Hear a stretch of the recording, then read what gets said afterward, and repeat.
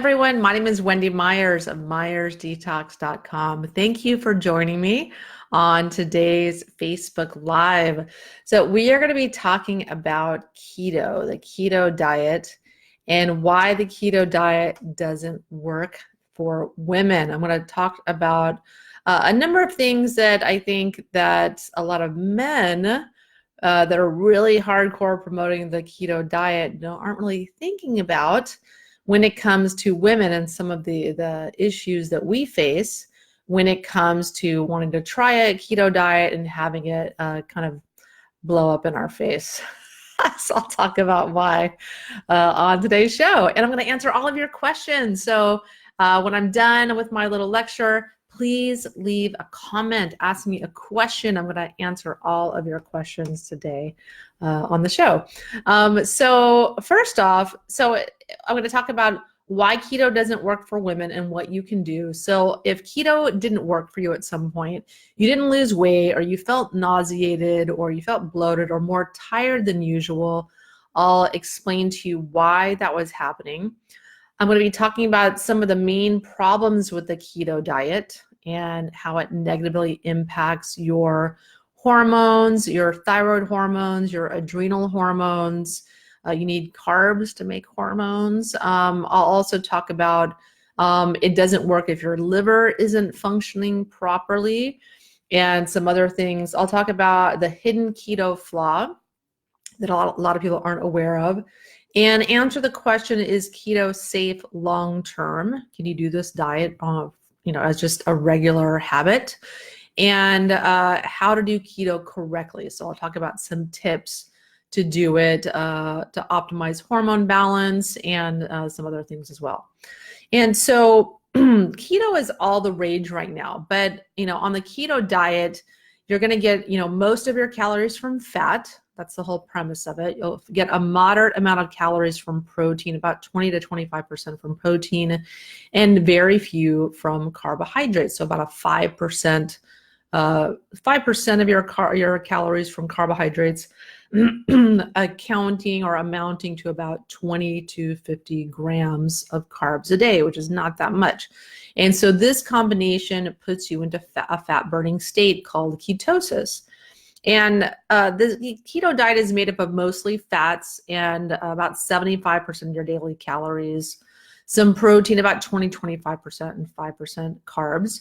So eating a lot of fat and very few carbs puts you in ketosis, which is a metabolic state of burning fat instead of sugar for energy, just for anyone who's not clear on that. But when your body can't get glucose from carbs, your liver converts fatty acids from your diet into molecules called ketones, an alternative energy source. And burning ketones instead of sugar helps you to drop weight fast and reduce inflammation of the body, and a lot of the benefits that we see with the keto diet. And I'm not knocking the keto diet. There's lots of research out there that shows that it helps with cancer, that it helps with epilepsy, seizures, and other health issues, dementia and things like that. But it has to be done correctly, and there are special kind of considerations when it comes to women that we need to be thinking about, and that's why I want to clarify on this podcast or this show. And so keto creates a fuel called ketones in your body, and that's the goal of the diet, burning ketones instead of glucose. But it's not for everyone. So many women have issues with this diet or don't experience the benefits of weight loss, etc.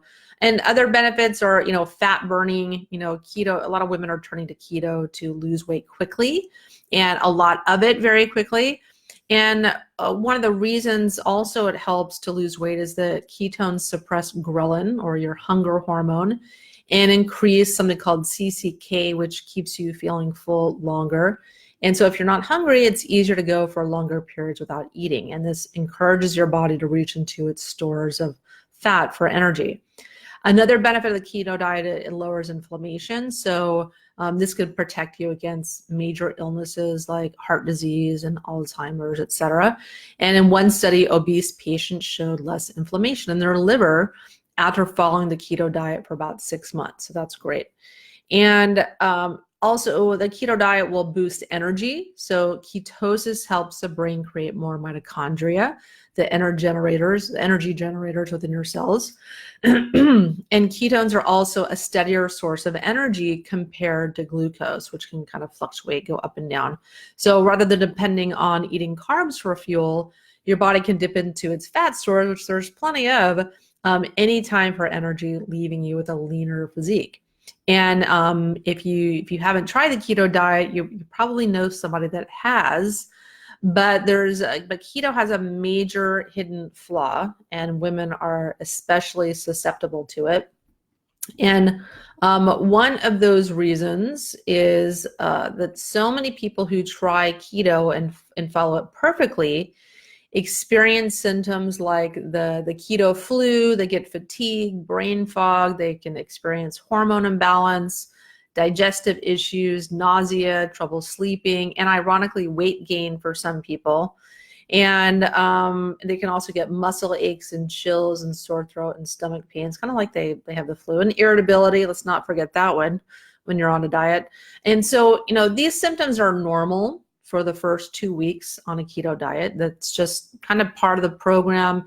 About a day or two into starting a keto diet, you can start experiencing some of these symptoms, not necessarily all, but a few. And then it can continue for a few more days up to even a month. So average, it's normal for about 2 weeks on average after starting a keto diet. And it's your body's natural response while it adapts to burning fat instead of glucose for fuel. And the issue is if some of these symptoms persist for longer than a few days or even a couple of weeks, at some point while on a keto diet, you have to start thinking about, what am I doing wrong? Is this the right diet for me? Because these symptoms should not continue. And so because the keto diet is a low carb, high fat diet, and this is the flaw that I'm talking about, this is the hidden flaw, your liver is forced to work overtime to break down all of that fat, because this is a diet that's, you're getting 70% of your calories from fat. And people are eating butter and they're eating MCT oil and they're just fat, eating high fat, animal proteins and things like that. But a lot of people's livers, especially women, can't handle that. And additionally, 1 in 3 Americans, that's 100 million people, have tired fatty livers, which means that they can't break down all that fat. Their livers are compromised in their ability to break down and digest fats. And so let's just reflect on that for a moment. 100 million people. The Liver Foundation reported these numbers. And I've also seen information and studies that fatty liver prevalence is about the same as metabolic syndrome, which affects about 25 to 30% of the population in the US.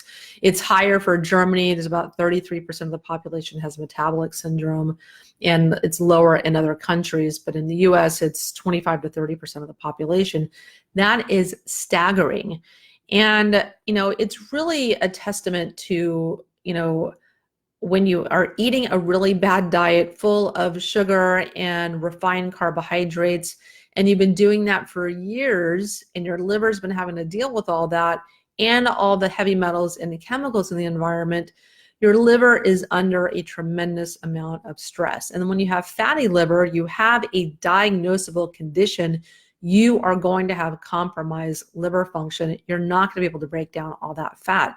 And so these people can miss out on the benefits and suffer the dark side of the keto diet, even if they're following the program to a T. They're doing it perfectly. And believe me, I have lots of female clients coming to me that are doing the keto diet. They're doing everything perfectly. It is not working for them. And so I wanted to talk about this on the show today.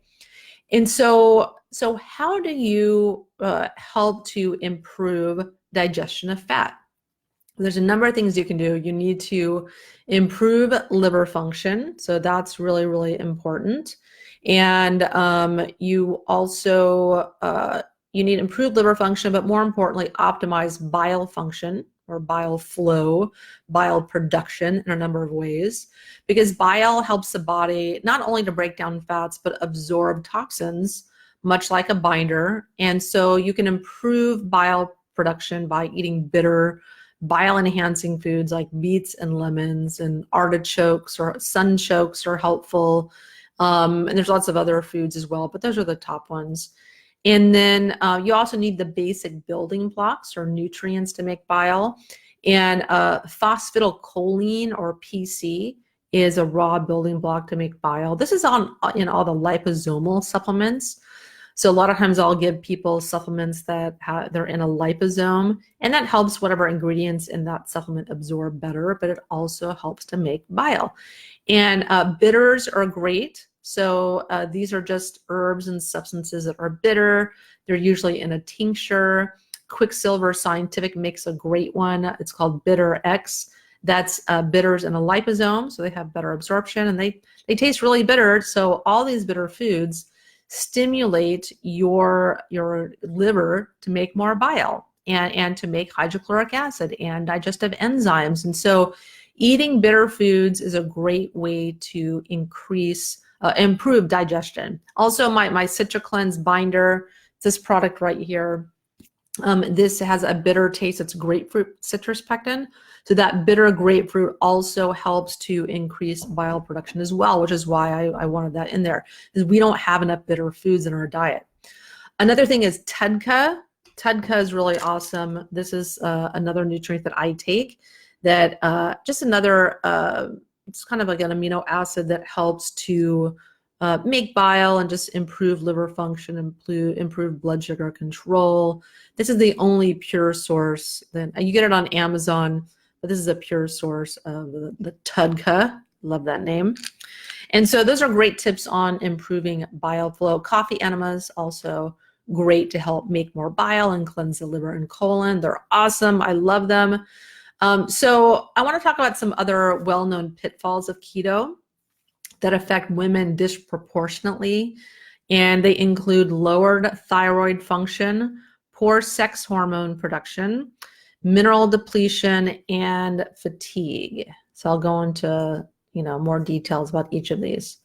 So number one, thyroid function. So severe long-term carb restriction can cause your T3 thyroid hormone to drop. This is the active form of your thyroid hormone. This is really, really key. We need that to increase our metabolism, to turn our brain on, to prevent depression. Really, really important. There's a lot of things working against T3, like mercury poisoning will prevent production of thyroid hormones, T4, and then its conversion from T4 to T3, the active form. And then if you're on a long-term restrictive carb diet, this can also drop your T3 as well. So this is not everybody, but I think a lot of people have thyroid issues to begin with, and the keto diet can exacerbate these in people, so it's something to be aware of. And the symptoms are weight gain, brain fog, and low energy. Those are the classic symptoms. Number two, reduced hormone production. So carbs are required to make hormones. And so you doing keto long term, and I'm saying like maybe longer than 6 months, 7 months, can really throw your sex and stress hormones out of balance. So this makes it worse for women, since we're far more complex hormonally than men. And I'll talk about the workaround around that. But just my point is, I don't like people doing diets too extreme. Certain diets are therapeutic. The keto diet is therapeutic. You want to do it until you lose weight, and then perhaps you need to switch to a different type of diet or eating more carbohydrates. But and recognizing when something isn't working for you any longer and trying to troubleshoot why it's not working for you, because there's a lot of fad diets and diet dogma out there, and I'm not really into anything that's really dogmatic, where you have to do this one diet and this diet's the end all be all for everything. Everyone is very, very different, and what worked for you at one point may not work for you long term. And that holds true for a lot of different diets, including the vegan diet. People feel amazing after they start the vegan diet, but there's a point of diminishing returns where it starts affecting their health, because you need animal protein for your liver to detox. You need certain nutrients in animal protein, and not a lot, but you need some to be optimally healthy. You need fat soluble vitamins and other things that are not found in the vegan diet. But back to keto. Keto is just another example of a type of diet that you don't want to do long term. You don't want to do carb restriction long term. And so number 3, mineral loss. So your body needs a lot of water to store glycogen. And so this is the energy that you store in your liver. And that's why you lose several pounds of water weight in your first few days when starting the keto diet. You're emptying your glycogen stores out of your liver and getting rid of the water that goes with them. And as you lose water, your kidneys lose and excrete electrolytes like sodium, magnesium, and potassium to keep your system in balance. So once you're in ketosis, you continue to excrete electrolytes, and this can lead to deficiencies down the line that will manifest as muscle cramps and headaches and fatigue and things like that. So, and heart palpitations. So I recommend this product called Healthy Salt to get the needed minerals and electrolytes. So I love Healthy Salt.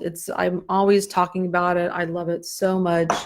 It comes in these little jars, and I'm really excited. I can't find mine. But here it is. Yeah, so it's called Healthy Salt. This stuff is so awesome.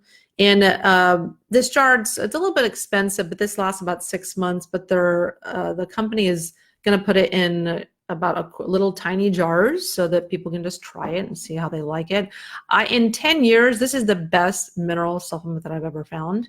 And I've tried a lot of them, believe me, because I've done a lot of research on minerals and wrote a lot about those and the importance of them. I use minerals to detox people. This is the best mineral supplement I've ever found.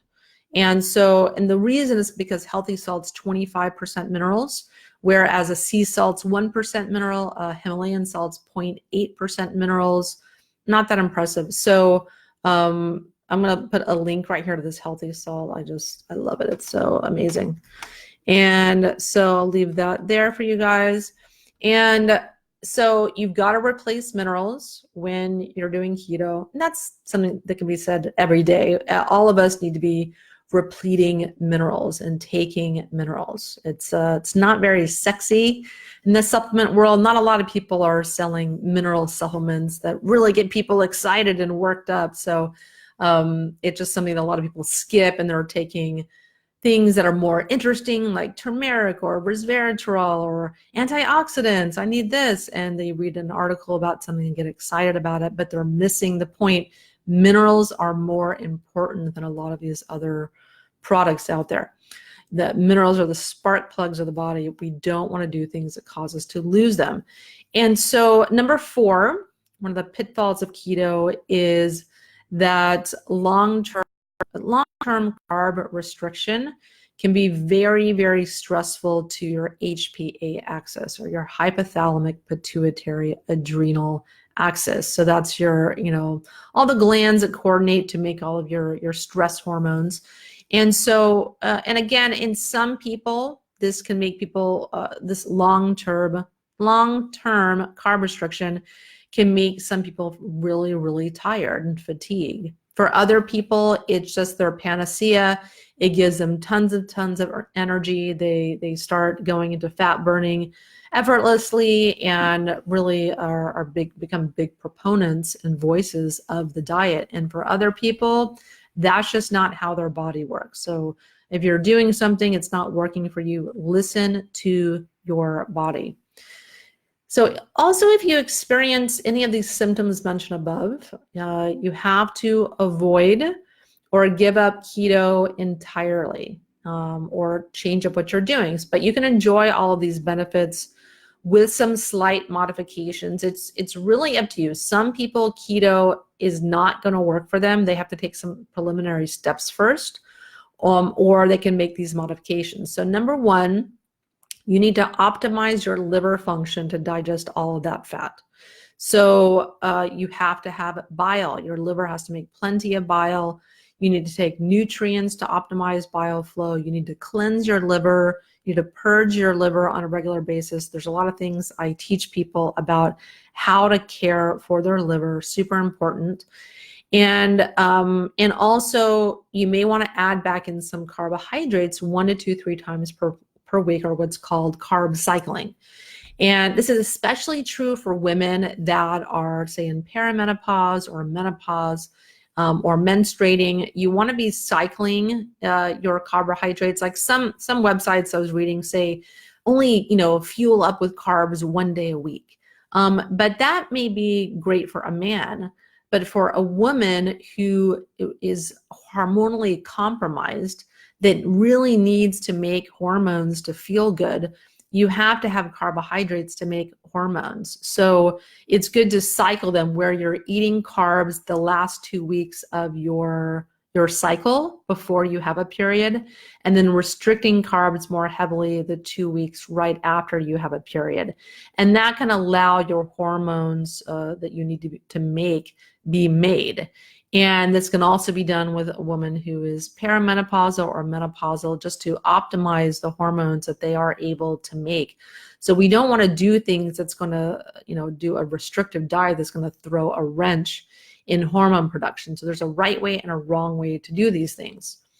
And so, I tell any client who's interested in the keto diet to do a liver detox first. So, because you've got to optimize your liver's ability to digest fat before you can enjoy a lot of the health and weight loss benefits of keto, period.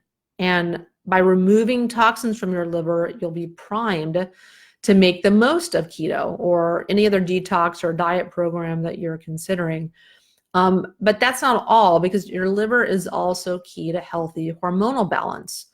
Because in addition to helping break down dietary fats, your liver metabolizes excess hormones. And so if it's not working properly, you can build up excess toxic estrogens that can cause symptoms like weight gain and mood issues. And it can really throw a wrench into a perfectly followed keto diet. And so knowing how to maintain a healthy and optimized liver is really one of the best things that you'll ever do for your health. I cannot stress this enough. And the result when you focus on liver function is you have less belly fat, you have a balanced mood, you have more energy. And I am leading a cleanse. It's called the Liver Rehab Cleanse Challenge. It's a 2-week cleanse. And you'll get the exact liver detox protocols that's worked for me and for thousands of my clients by checking this out. So I'm going to give you guys a link here to check out my 14-day liver rehab cleanse. Because if you are, wanting to try the keto diet, or you've tried the keto diet before and it just hasn't worked for you and you can't figure out why, and you're doing everything right, and you're have your ketone meter and just doing all these things and it just isn't working for you, you just feel terrible when you're doing it, you've got to focus on optimizing your liver function first, and that can really, really help. And and the next thing I want to talk about is how you can overcome issues with keto with cyclical ketosis or carb cycling. And so the cycled keto diet involves like 1 day a week of carb loading. The other 6 days you follow the low carb keto diet, which is, the standard keto diet. And when you're following the cyclical keto diet, you eat lots of fat and very few carbs. And on day 7, you eat more carbs, roughly about 150 grams. And that's what's called a carb refeed day. And the benefits of this, and it's a kind of a workaround to help you do keto on a more long-term basis. This satisfies the carb cravings that you have and fuels the brain. It helps with weight loss when other diets aren't working so great. It improves sleep, it improves immunity. You have a healthier balance of gut bacteria and also a better mood as well. And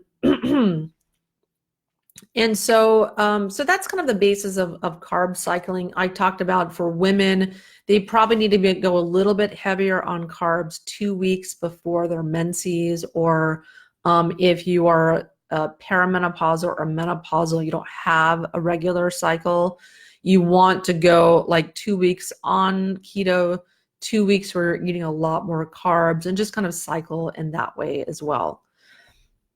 And so when your liver is clogged or congested or overwhelmed, this creates a backload of toxins the liver cannot process. And so the body is forced to store toxins in your fat cells. And so this is a huge reason why so many people can't lose weight. A lot of people are doing keto to try to lose weight and burn that fat.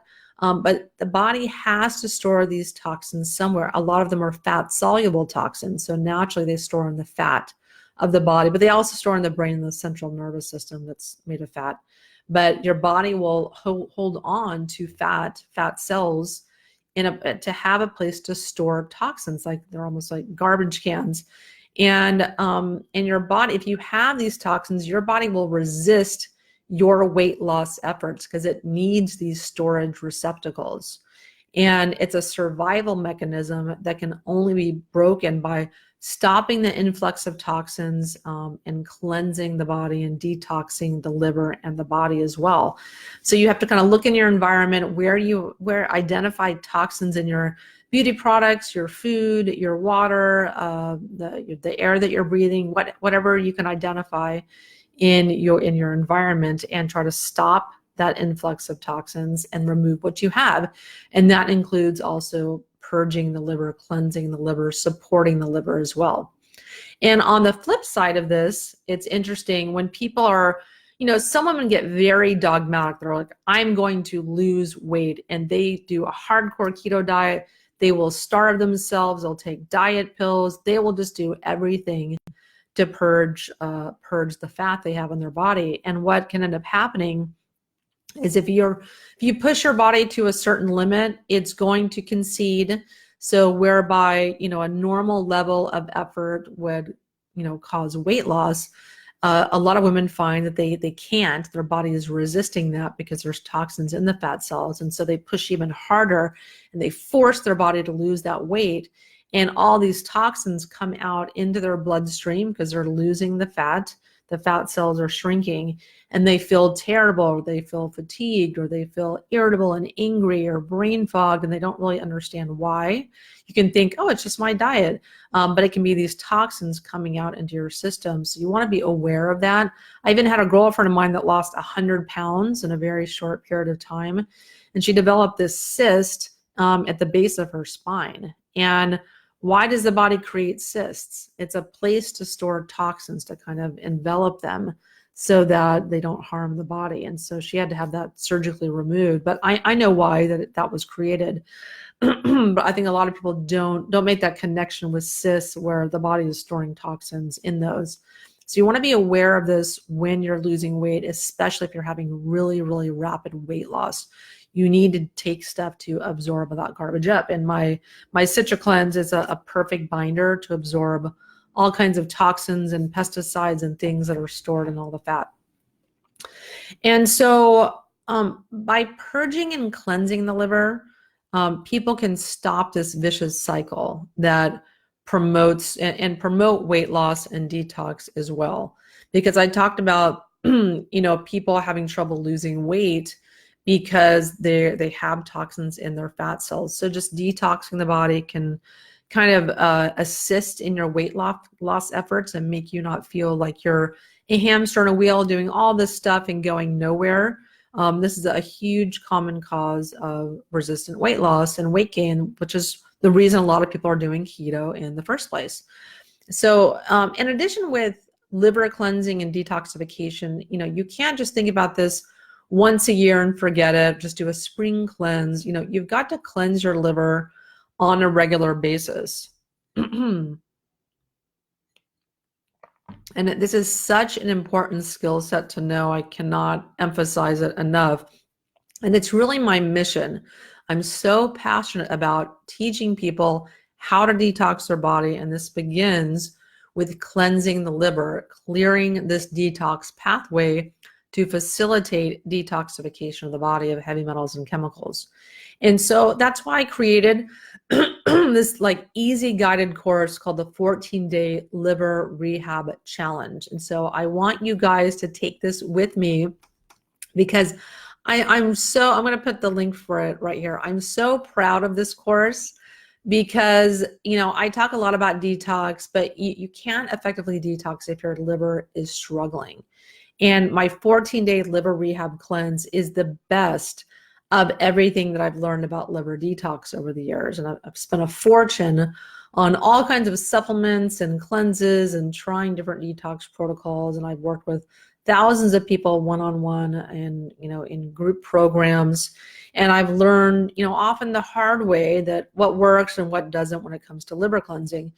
And and what I've learned and what I have in this course, it's easy, it's doable, it doesn't inconvenience you with a detox crisis or, detox reactions that prevent people from working or enjoying their life. And, when you do this course, a lot comes with it. It's really inexpensive. It's $21. And I wanted to make this really inexpensive so it's accessible to as many people as possible because I want people to get this information. And so when they get the course, they get 3 live webinars, and the first one starts this Thursday, January 30th, 2020. And I'm doing a live webinar on Thursday, January 30th at 5 p.m. Pacific, 8 p.m. Eastern, the same time as now. And there'll be 2 more webinars. It's a lead cleanse. There'll be another webinar on February 6th and another one on February 13th. And we'll have 9 videos in that course, like all different types of videos on liver cleansing, doing a liver gallbladder flush, about emotional constipation and how your liver is very much involved in your emotions. And you'll also get 7 e-guides that are in my Liver Rescue e-library. So this has all kinds of information as well.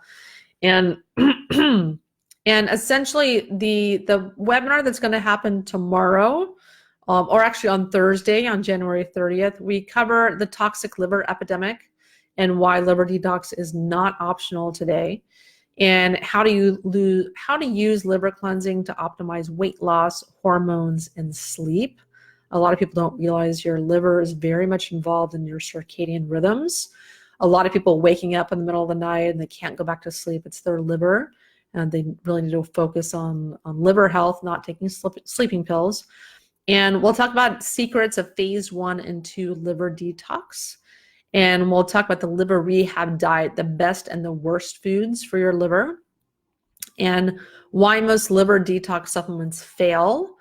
And we'll discuss advanced liver detox protocols like coffee enemas, castor oil packs, liver gallbladder flushes, how to do them all correctly, and kind of demystify those. There's a lot of BS that goes around about coffee enemas and liver gallbladder flushes, that they're dangerous or you don't do them because of this reason. And it's really just a bunch of hooey. These are, when you focus on cleansing your liver, you will have vibrant health. There's so many chronic health issues that are connected to poor liver functioning. You optimize your liver, you're going to prevent disease. It's so key. People don't understand. And we're also going to talk about the top nutrients to support your liver, and so much more. And people, when they're trying to lose weight, they focus on like what type of diet they're eating or calorie restricting or doing other things that they think it's about something they're doing wrong, something they're eating wrong. And that may very well be the case. If you're eating tons of gluten and tons of sugar and refined carbohydrates, yeah, you probably need to work on your diet. But a lot of people that I deal with, that I talk to, are eating, just an amazing diet, a flawless diet, and their weight isn't normalizing. And this happens to a lot of people, and they feel very frustrated.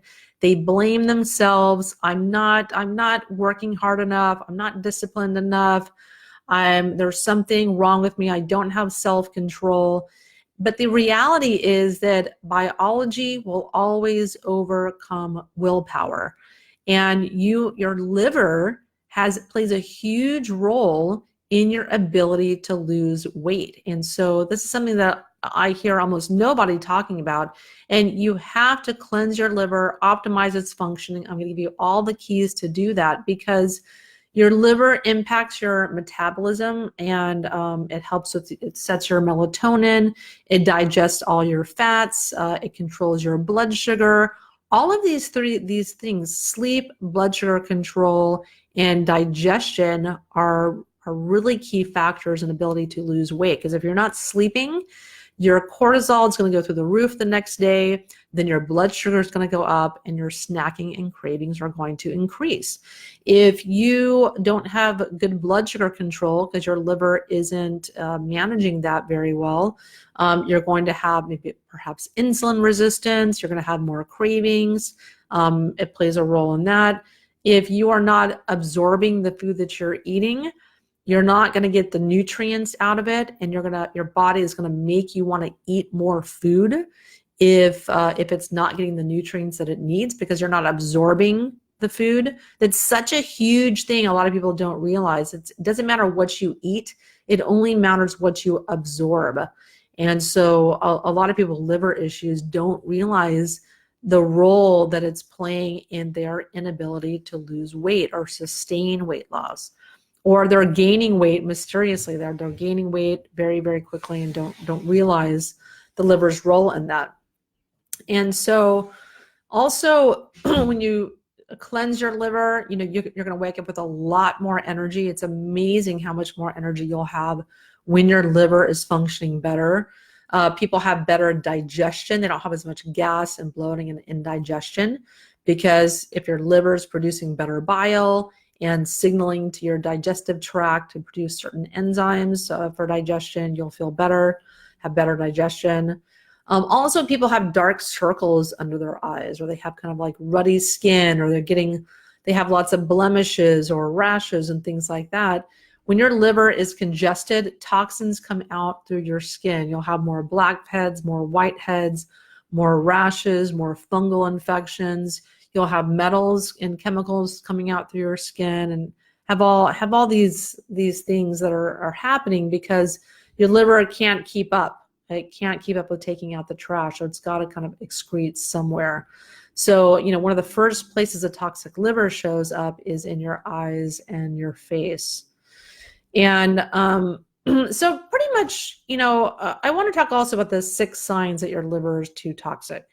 So the 6 signs are that you're tired all the time, that your liver converts glucose into glycogen, and which is later released when your body needs a burst of energy. But if your liver is burned by toxins, it's just overwhelmed by toxins, your glucose and energy regulation will be impaired.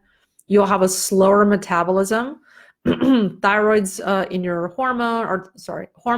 thyroid, which affect your metabolic rate, and adiponectin, which affects fat burning and cravings, are impacted by liver health. Excess estrogen and toxic synthetic estrogens, which can't be processed by a toxic liver, will lead to weight gain as well. People will have more puffiness, gas, and bloating. If you don't make enough bile needed for digestion, fat absorption, digestion slows, foods back up, bad bacteria begin to take hold. People are going to have candida overgrowth, and this toxic off-gassing from bad bacteria and undigested food lead to a puffy tummy, bloating, and issues with gas. Also, sensitivity to chemicals or foods. If you just cannot stand perfume, you can't stand cigarette smoke, you walk into a department store and it just knocks you over, all the perfume and chemicals in the clothes. If your liver is toxic, you're going to become extra sensitive to certain foods, especially like wheat, corn, soy, dairy, or peanuts, and also chemicals and other toxins in the environment. And so this is because your liver is literally being pushed over the edge, and a liver gallbladder flush dramatically improves food and chemical sensitivities. It's amazing. Some people get their food allergies cleared with one liver gallbladder flush. Some people, it takes them a series, like they have to do them once a month in order to get rid of them. But it's really quite astonishing how people can get rid of their food sensitivities with doing liver gallbladder flushing. So we talk about that in the Liver Rehab course. And then if people are having chronic sleep struggles, so they're waking up routinely between 2 to 3 a.m., sleep conditions are much more prevalent in those with chronic liver congestion. And this is because, like I mentioned before, the liver is involved in melatonin production.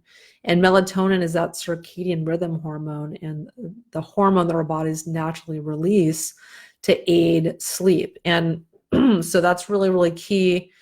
And then if you feel like you're angry a lot, if you feel like you're dealing with anger and irritability and frustration a lot, or you feel like emotionally constipated, you just feel like you can't express emotions. Many Chinese and Ayurvedic medical practitioners equate chronic anger to poor liver function because the liver is known as the seat of anger. So emotions like anxiety, rage, frustration, irritability, bitterness, or emotional loss of control can indicate the buildup of toxins in an angry liver. So that's really, really key. And this is really also for me was key. I always have been very calm and relaxed and just nothing really fazed me. I just would kind of take everything in stride and things would roll off my back that might really stress out other people. And I had just reached a tipping point when I was about 37. And I just found that I was getting angry all the time. I would be set off easily. I was paying, like online one time, I was paying my bills and this company's website wasn't working so that I could get this tax done.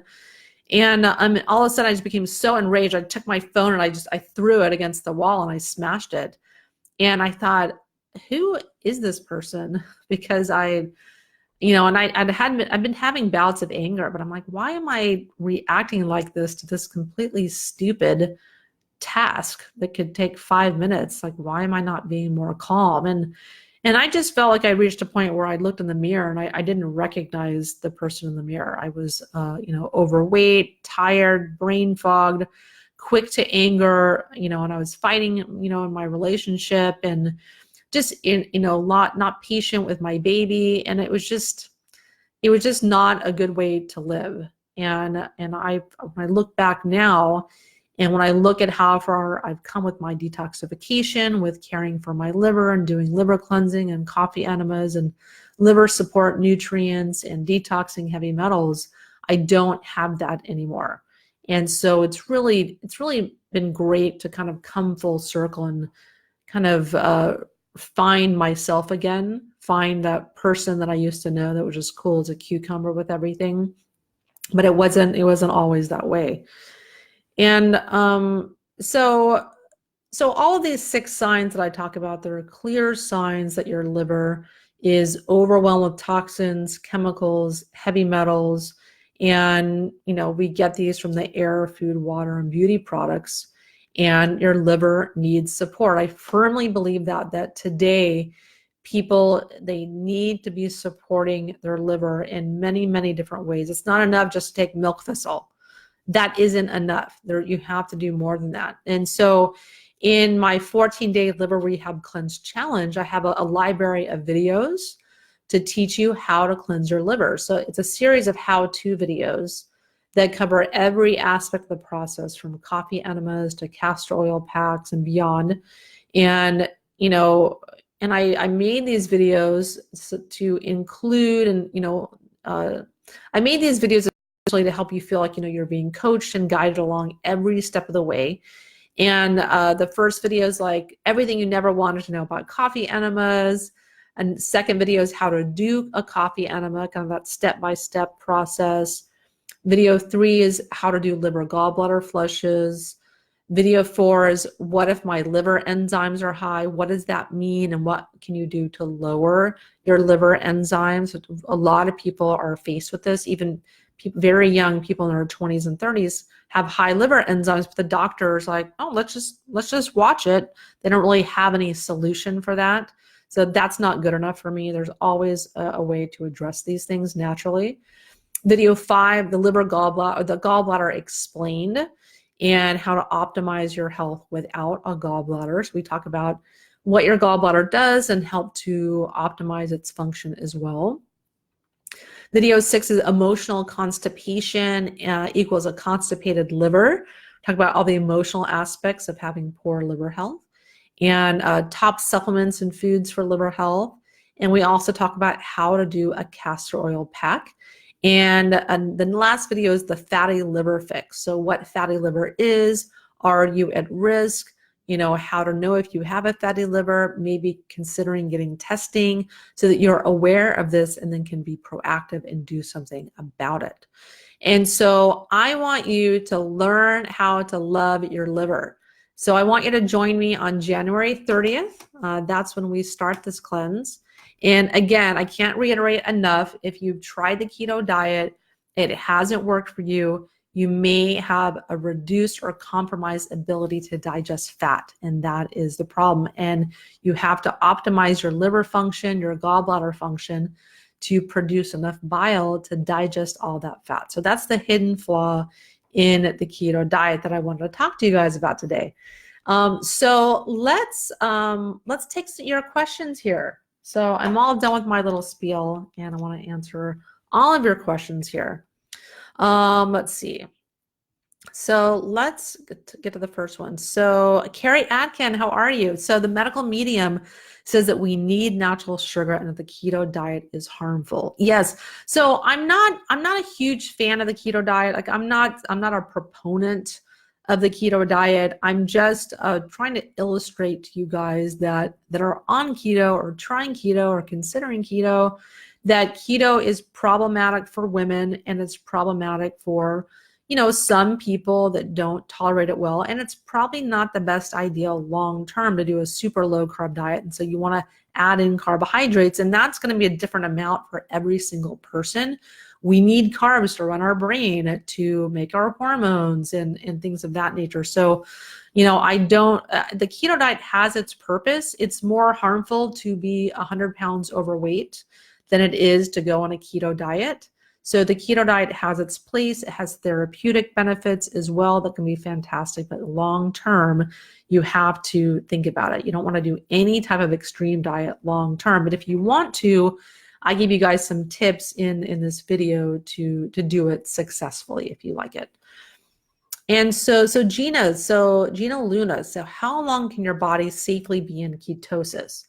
So from what I've read and talked about with people, I've talked with Dr. McCullough about this, who has a whole book on keto. You want to stay in ketosis about 3 months, and then you want to start adding back in carb cycling, where you're eating carbohydrates 1 or 2 times a week to give your body a little bit of a break and to give it some fuel, so to speak. But again, every person is different. Every person has a different amount of carbohydrates they need. So you just need to listen to your body. And so Irina Shuck, so does Ageless constipate you, or CitraCleanse, or both, even though you stay hydrated? My Ageless AF supplement will not constipate you. There's no ingredients in there that will do that. However, my CitraCleanse product, it's a grapefruit citrus pectin. This and any binder can constipate you because it's fiber. It's essentially a fiber, and you have to drink a lot of water to facilitate that, so to help it move out of your body. So another reason people can be constipated is they don't have enough bile. Bile is kind of a lubricant inside your digestive tract that helps your poop just slip out of you. So if you're constipated, number one, you want to be hydrated. If it looks like you're implying that you are adequately hydrated, you might not be as hydrated as you think. A lot of people aren't drinking the right kind of water, or they're not adding minerals to it, or there's some other problems with it where it's not structured water, so it's not really hydrating them all that well. It's just kind of running through them. So that's something to consider. Also doing things that promote and facilitate bile production and bile flow, thinning out the bile. The tips that I mentioned in this Facebook Live are something to do. And so that's why a lot of people can be constipated, CitraCleanse or no. But yeah, if you're doing CitraCleanse, you want to drink lots and lots of water. So Gina Luna, so wow, great info. I'm so glad you're going over this because I've heard the keto diet is not very healthy long term. Yeah, and so that's why I wanted to do this. I kind of want to, the keto diet, it's one of those fad diets out there, and it has its benefits. There's stuff in the research that show it's great, but there's problems with a lot of women doing it. And, we're the ones, especially after we have a baby, our metabolism just slows down. That's just a fact. And a lot of men that are promoting this diet, if you look at all like the faces of keto, it's all men for the most part. And they may not be, thinking about these special kind of considerations that when it comes to women and the special challenges that we may face when it comes to the keto diet. So one of them is a much, much more slowed metabolism, less ability to handle fats and things I've talked about on the show. And so Mark Pierce, have you heard of the leptin diet, which is more strict, or the keto diet? So, I don't know that much about the leptin diet, honestly. So I'll look that up. I actually haven't heard of it. I'm sure it's somewhat similar to the keto diet with some tricks to help trick your mind into thinking that you're hungry, or that you're not hungry. So that you don't crave as much food, but I'll look that up because I can't answer that question. So Roberto Acevedo, thanks for joining us. So Sarah Ladd, it was the only diet that worked for me. Yeah, and I'm not saying that the keto diet doesn't work. We know that it works. It's super popular. It does help people lose weight, but everyone is different. So you can't think that the diet that worked for you, in the short term to lose weight is the diet that you should therefore be eating for the next 3 years. And so that's the mentality that I'm trying to kind of snap people out of, is that because a diet worked for you for weight loss doesn't mean that should be the diet for you for the next few years. There's a time and a place to do certain diets, and there's a time to stop a certain diet and start eating more carbohydrates. And what works for one person is not necessarily going to work for the next person. So it doesn't matter what book you're reading or what diet guru you're following, listen to your own body and make adjustments if something isn't working for you. So Raza Khan, thanks for joining us. And David Montrose, thank you for joining. So Ellen Mazzone, Ellen O'Sullivan Mazzone, how are you? Thanks for joining every week. So hi, Wendy. I'm starting the cleanse and wondering if you use malic acid in replace of the apple juice or in addition to it. So on the cleanse, we're going to be on the 14-day Liver Rehab Cleanse Challenge. We're going to be doing, a liver gallbladder flush towards the end of the 2 weeks. And you have a couple choices. You either can drink a liter of apple juice a day for a few days, or a glass of water and lemon juice with take some malic acid capsules. So that would be these things right here. So there's some malic acid I have right here. And so you can take, if you want to do, you're on a keto diet and you want to do a low sugar version of the liver gallbladder flush, I've given you that option. I'm drinking apple juice because apple juice naturally contains malic acid. That's why it's used on a liver gallbladder flush. And this helps to soften gallstones and liver stones, which is part of the reason why it's used. And so you can use either the malic acid in water and lemon juice for the low sugar version. We also add these drops. It's phos drops. It's phosphoric acid basically with inositol and some other things in it. And it's got choline as well. And so this helps also to soften the liver and gallbladder stones. And so you would add this to the water or the apple juice that you're drinking. So you don't add malic acid to the apple juice. You don't have to because it already contains malic acid. About a liver of apple juice contains about 400 to 600 milligrams of malic acid. And I'm going to buy fresh apples and juice those. And that's going to be my portion, what I'm going to do for the liver gallbladder cleanse. And so Laura D'Alessio, so can we know what you use to color your hair? So I do highlights. So I do kind of this thing called balayage, where I just use the basic toxic bleach to bleach my hair. But I don't worry about it so much because it's not directly on my scalp. It's just kind of a bleach that they put on and make highlights, and they wash it out. But it's not touching my scalp, so I don't really get too worried about it. But it's not ideal. But unfortunately, there isn't any kind of natural way to do highlights or to do, if you're bleaching your hair blonde. My hair is naturally dark blonde, so I just do the highlights. And but I did have an article recently on hair dye and toxic hair dye and how harmful it can be to your liver. And I listed some natural hair dye companies. There's more and more companies coming out that are great, that have fantastic hair color, but not a lot of options for blonde hair or blonde highlights, but lots of great options for women with darker hair color. So for me, we all pick our poison.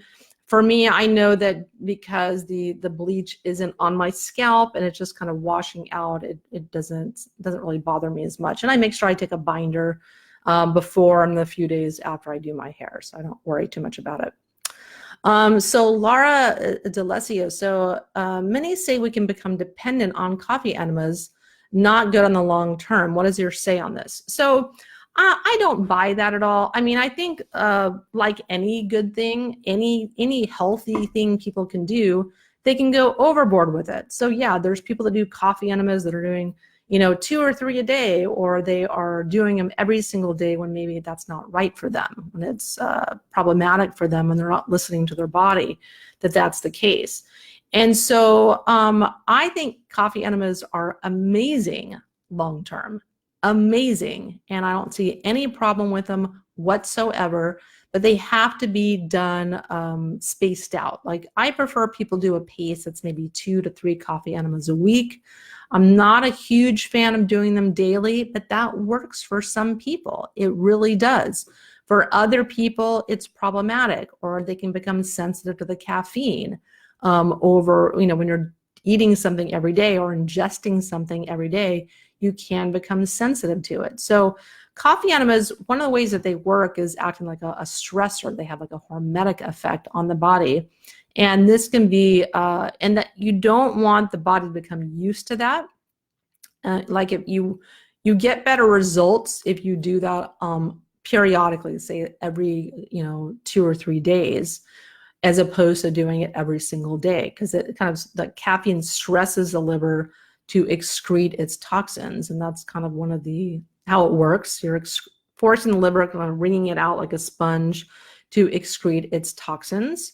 And so it's good long term because the liver needs support to detox your body. You're cleaning out the colon, you're changing the pH in the colon, which helps to eliminate toxins, eliminate parasites and gut infections and things like that. So me personally, I've been doing them for about 10 years, and I know people that have been doing coffee enemas for over 25 years, and they are very, very healthy people. And so, so I do not agree that coffee enemas are bad long-term. I think coffee enemas are an amazing thing to do long-term, but they have to be paced out. For some people, they do them once a week, and that's enough for them. So you have to listen to your body and do what works for you. And as with anything, you can get too much of a good thing. So John Hennessy, or Hennessy John, do you believe that HCG is good for women? No, absolutely not, to do the HCG diet. I know women that have done that. HCG is that hormone that women excrete when they're pregnant. And that's the hormone that's being detected when you pee on the stick to do a pregnancy test. They're measuring HCG, which increases the longer pregnancy progresses. And so someone got the crazy idea to inject this hormone. And I've actually tried it myself before, a long time ago. And to inject this and then eat like a 500 calorie a day diet. And some women have reported amazing weight loss, even 20 pounds in 1 month doing this diet. But if you eat a 500 calorie a day diet, you're probably going to lose weight. It's like starvation rations. And so, but I have known some women that have been really screwed up hormonally doing this diet, and they do, because it works, they do it over and over and over, and then it really screws up their hormones. 100% against it. There's better ways to lose weight. There aren't any shortcuts. There isn't any cheating. You have to do the work. And doing the HCG diet, I think it's kind of a scam, unfortunately. So John Hennessy, so why are French fries so bad for the body? I think you know the answer to that question. I think you're making a joke. So I'm not going to answer that. So Kim Fraser, thanks for joining us. Yeah, so John Hennessy, so this is not for me. I want your help for a loved one who's hooked on fast food.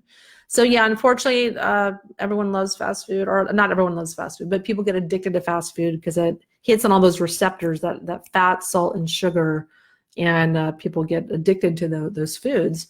And so the French fries are bad, one, because they're usually from genetically modified potatoes. They're grown in soil that's full of glyphosate and pesticides that are in the potatoes. The potatoes soak those up like a sponge. And then they're cut up, they're fried, and then they're frozen, and then they're fried again. And the frying creates acrylamides on them. That's the brown stuff on the French fries. And that is carcinogenic, known to cause cancer. And then the oil that they're fried in is like this, it's like industrial seed oils that, again, are rancid and very, very, very inflammatory. And plus the French fries break down into sugar in your body and raises your blood sugar. They're just extremely problematic. And there's regular salt that's put on those that's also very toxic to the body. So I could probably talk for an hour on how bad French fries are for you that are from fast food companies. And then also the carton that they're put in, it's not just the French fries, the carton they're put in has chemicals inside of it that prevent the oil from leaking out and making the carton soggy. So there's just a lot of problems with them. So Ellen Mazzone, so also wondering if Ageless AF is considered a binder similar to CitraCleanse for the 14-day detox. So no, Ageless AF is not a binder. Ageless AF is a mobilizer of toxins. So it's something that's going to pull toxins out of your cells. And Ageless AF, it's this is my little beauty right here. Ageless AF, it's a type of silica that binds to heavy metals that cause fatigue: arsenic, aluminum, tin, thallium, and cesium. And also gets other things like bismuth and antimony as well. Bismuth is in a lot of natural makeups as well as conventional makeups. And so this grabs onto those and starts to mobilize them in your bloodstream. And then you want to take a binder to then soak up all those toxins. And you'll urinate them out in your urine. But for the extra insurance, you want to make sure you're getting everything out of your bloodstream that this is mobilizing. So it's advised you take Ageless AF with a binder like CitraCleanse or another binder as well. And you could probably take this for a little while without a binder and be okay. You know, it's not like, this isn't like, you know, a DMSA or doing IV chelation that's, you know, really, really strong. You know, this is something that's, you know, this has silica in it you need for your hair, skin, and nails. It's a nutrient that you need, but it also has detox benefits as well. But you could probably get away with taking this for a little while and be totally fine. But if you're taking it long term, you want to take it with a binder just to get the most benefit out of it as possible. So Ellen, so can you use TRS while doing this cleanse? Yes, absolutely. I like TRS. It's a synthetic zeolite that helps to trap toxins. Perfectly fine to take. I think it's a very good product. So Laura, so which apple juice do you suggest as a brand? So the apple juice for the cleanse, you can use any brand, but it has to be organic and it has to be unfiltered. So we're going to have the sediment on the bottom, or the kind of the apple juice that's cloudy. You don't want to use filtered apple juice. You don't want to use non-organic apple juice because the pesticide used on apples is full of arsenic typically. So apples that are non-organic, and apple juice that's non-organic has high arsenic levels, or it contains arsenic. So you just want to be aware of that and get an organic apple juice. I'm going to juice my apples because I want it fresh. I like that. But just any organic brand is fine. Katia, that's a nice one. That's, I think, nationwide. So Laura Delacio, so are the weekly lives will be on this Facebook or a different group for the people who purchase the Liver Detox program. So the webinars or web classes that will be on the Liver Detox program, these will be in a webinar software where if you buy the Liver Detox program, the Liver Rehab Cleanse, you'll get an email and also you'll get it in several different ways, but you'll get an email that prompts you to click on a button to register for the webinars. And then you'll get emails about reminders when we're doing the webinars, reminders like we're live, log in. So it will not be on Facebook Live, but you'll get emails for that. There's several different ways that you get communicated on how to sign up for the webinars. Let's see. Oh, so Laura Delacio. So I meant, can a person doing coffee enemas get addicted to them, become dependent on them so that they have problems going number 2 on their own? Yes, I hear you. So so when you do coffee enemas, when you do one, you pretty much remove about 2 days worth of feces. And so a lot of people say, oh, I did a coffee enema, and they email me like, I'm not going to the bathroom, what's going on? Well, you clean yourself out. So not surprising, you're not going to the bathroom. So I have not heard of anyone, I've told thousands of people to do coffee enemas, and I haven't had any of them become like addicted to them, where if they stop them, they can't go number 2 on their own. There are certainly maybe exceptions to the rule. I mean, there might be people that develop motility issues for various reasons. Say maybe they're doing coffee enemas, and in the course of doing that, something goes wrong with their vagus nerve, or there's some other problem happens, or they have nerve damage that happens in their colon or their intestines. And then that might cause motility issues where they have problems going number 2 or going to producing stool. But it's stopping coffee enemas is not something that is going to, you're not going to become dependent on them to go number 2, go to the bathroom. When you stop them, I've never heard of anyone having problems resuming going to the bathroom. And if they do, it's not because of they're dependent on coffee enemas. It's for typically for other reasons. Your body will adjust and it will start going to the bathroom, barring any other reasons that are maybe promoting motility issues, like maybe you need to, you need to produce more bile, or maybe you're not drinking enough water. There's a lot of reasons people are constipated, not going to the bathroom as much as they should. So you want to investigate those things, not thinking of coffee enemas will create a dependency. I don't find that to be the case. So next question. So Shelly Kohler. So what is the salt called? So I left a link here in the show notes, but the salt is called healthy salt, right there, healthy salt. And you just put, what I do is I just put a pinch in my water. All the water I drink or juice that I drink, I just put a pinch in it. It's not like regular salt. It doesn't taste salty. When you're putting a little pinch in your water, it doesn't make it taste salty. So you can put it in any beverage that you're drinking. And so I put a link in the show notes here for you guys. And so Jennifer Garcia, so what's your take on fulvic humic acid? I love it. In fact, I love it so much, I put it in my CitraCleanse binder here. It's one of the ingredients in it. And it's so key because it has lots and lots of minerals in it.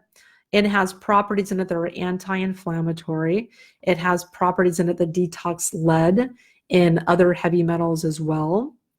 Now, and the fulvic humic almost work like stem cells. It'll go to areas of inflammation and reduce it.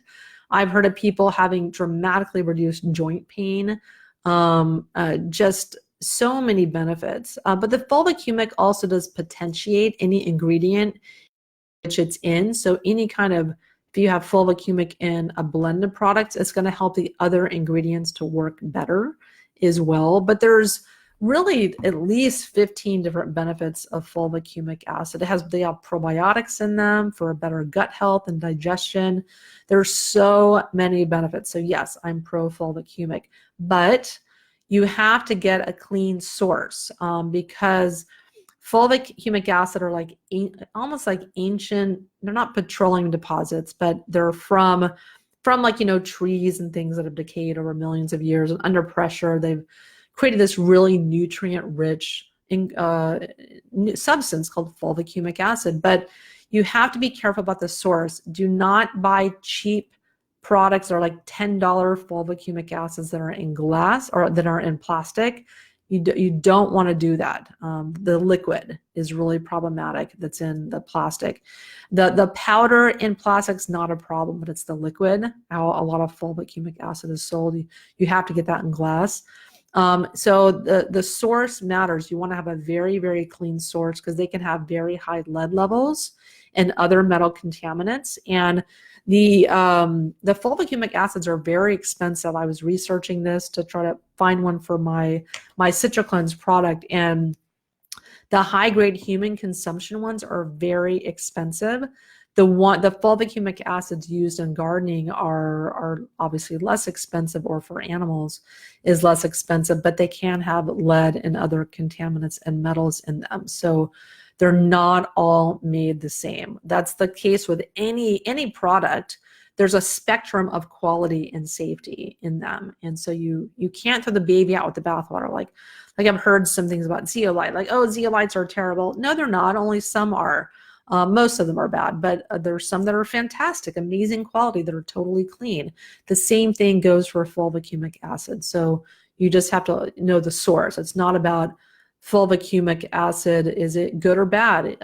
It depends on the source. And so let's see. So John Hennessy, so starting to like your approach to cleansing. That said, with respect to your 2-week liver cleanse, is there anything about it that's hard on the kidneys? So no, there isn't anything about the cleanse the 14-day liver rehab cleanse that's hard on the kidneys at all. There's,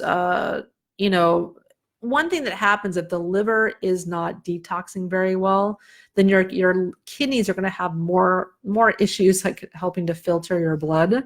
Your liver also assists in filtering your blood as well, but your kidneys are going to be under more strain if you have a congested liver. So I think not doing a liver cleanse is problematic for the kidneys, but there's nothing in this cleanse that's going to be problematic for your kidneys at all.